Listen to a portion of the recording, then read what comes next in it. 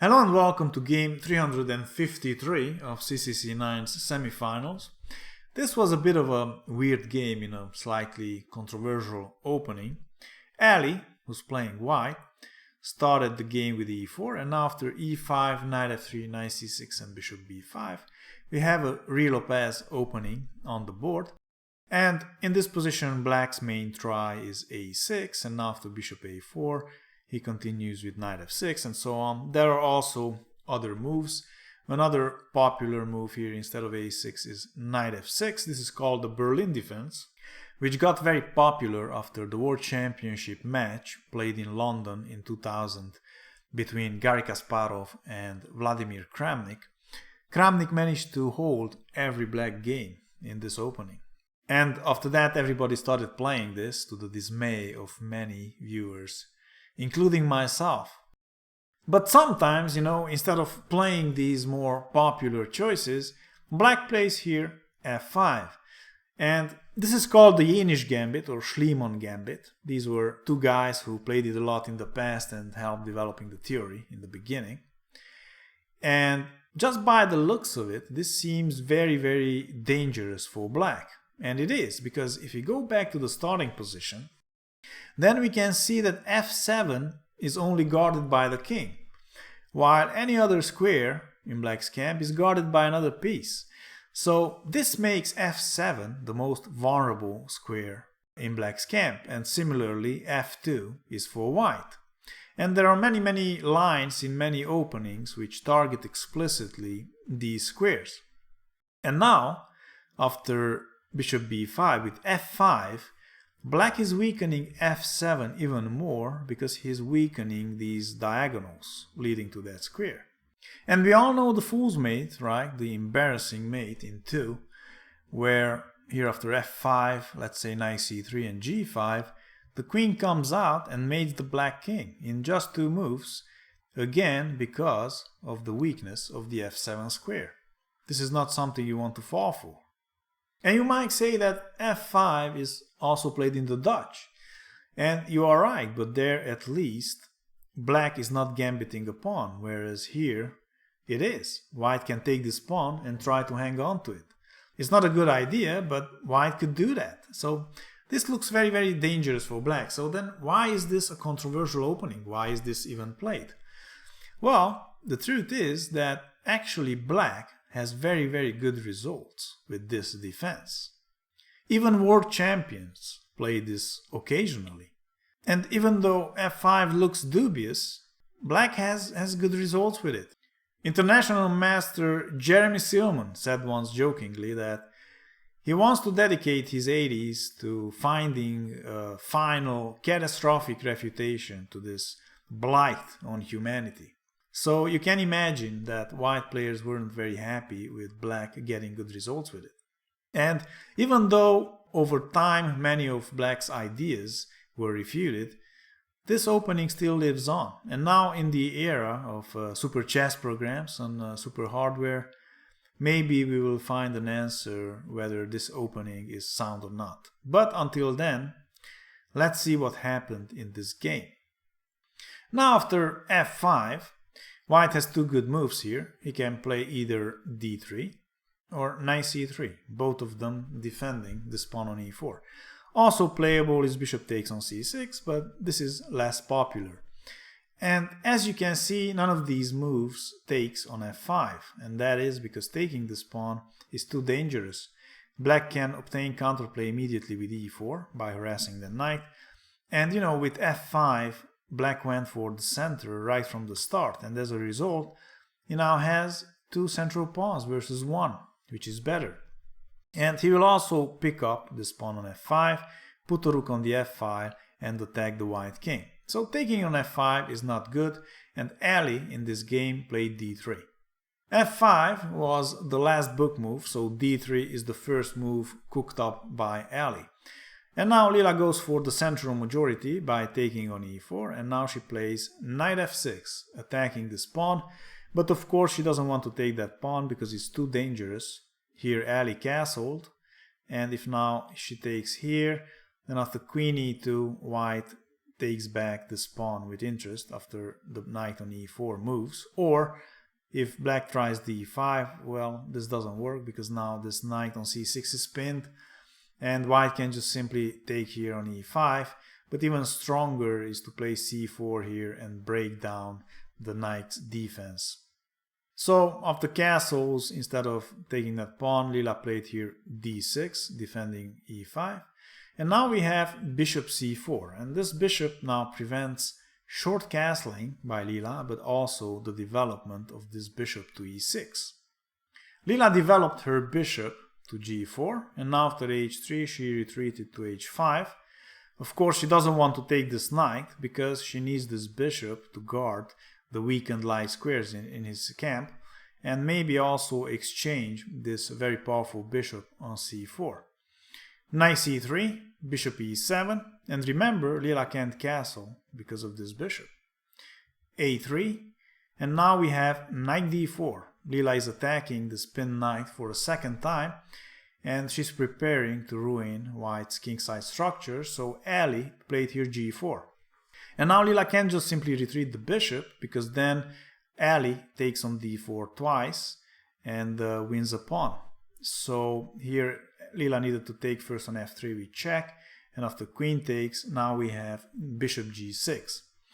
Going with the bishop to f7 doesn't work, because then Allie can take here and play g5 and win the spin knight on f6.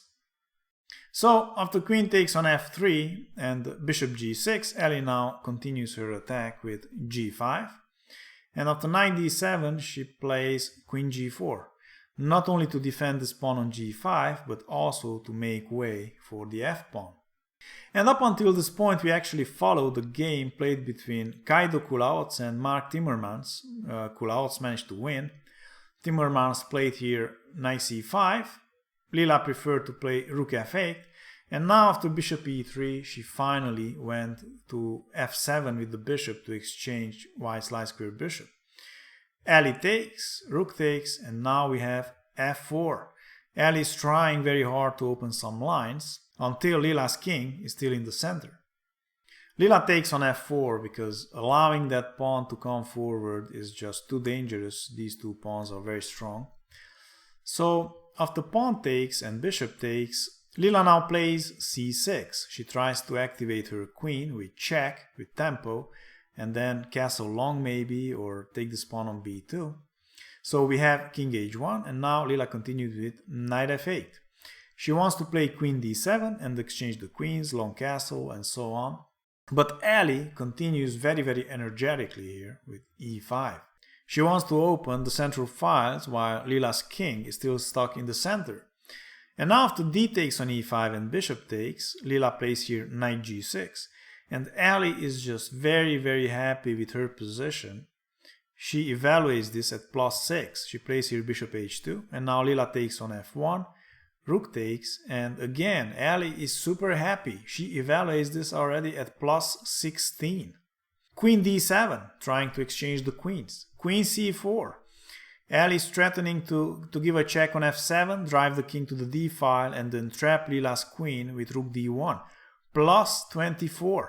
+24 is very winning for white. But now after long castles by Leela, who is attacking who here? I mean, it is true that with a bishop cutting through your castle like this usually spells trouble, and you want to avoid that at all costs. But still, Leela has some pawns in front of her acting as a shield. And Allie's king doesn't. I mean, this pawn on h3 is kind of a weak shield, let's be honest. And now after long castle, Allie suddenly realized that she's losing. She played now king g2, and I'm not sure what she missed, but long castles by black was missing from her principal variation at any point. I checked the latest moves and long castling wasn't there. Is this a bug or something? Because I'm sure she knows about long castling. It is the most logical move in the position, so she should at least consider it, right? Leela now goes for the g5 pawn with queen d2 check, king h1, and now she takes on g5. And white is really in trouble. There's nothing left from her attack, and this king is in danger. She will be attacked from all directions.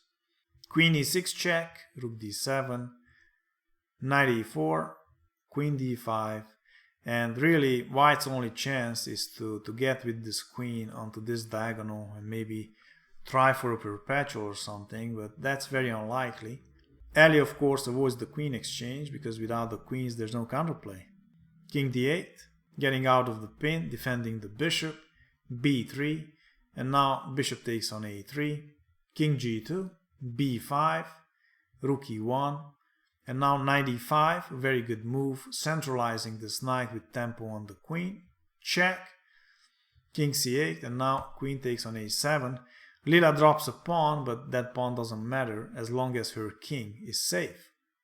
Rook e7, queen h4, king b7, this rook is guarded by the bishop, rook e2, and now a5. Leela is slowly rolling her queenside pawns, and Allie can't really do much. She needs to guard her king with all the pieces. Bishop g1, rook e6, and now queen f2. Allie is trying her luck on this diagonal, but Leela shuts it down with c5, queen e3, knight d7, queen f3, queen c6, bishop f2, a4, and now Leela creates a passed pawn. b takes on a4, bishop g3, bishop b2, and now this pawn can't really be stopped. It will queen shortly. c4, a3, king h2, king c8, rook e1, a2, h4, and now we have a new queen. Allie, of course, chops it off, and now after bishop takes, she self-destructs with knight d6. This is just losing the knight for free, because now there's rook d6, and you can't take the rook without losing the queen. But Allie goes into anti-chess mode, and she prefers this rook here, loses the queen, and now she even takes this pawn on c5, loses the bishop. And from here on we see good old Leela having some fun as usual. In this game she decided to practice the knight moves, and this is what we have on the board. It's a good idea because you don't want to forget how the pieces move, do you? And here now after h7 she almost allowed the new queen, but it stopped it in time with queen c2 check, and now she took the pawn. And you're probably wondering what piece she'll sacrifice next. Well, you will be surprised, because after a couple of more moves here, she actually mates the white king. In conclusion, this was a weird game for me. Allie got an attack, but then she suddenly found herself losing because she didn't consider long castles by Leela. Thanks for watching. Please subscribe, like and share, and check out some of the other games. Bye bye.